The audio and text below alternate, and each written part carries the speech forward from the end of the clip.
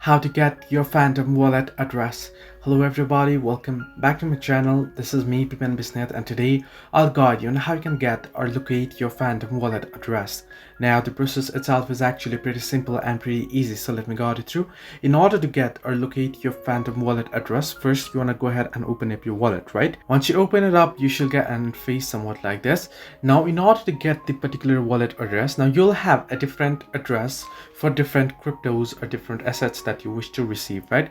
So what you want to do is at the home page, you can see the receive option. You can tap on receive and then select the particular crypto that you wish to receive. In my case, I'll just select Bitcoin, suppose, and there you'll have your address. So you can see the QR code and you can see the address down below as well.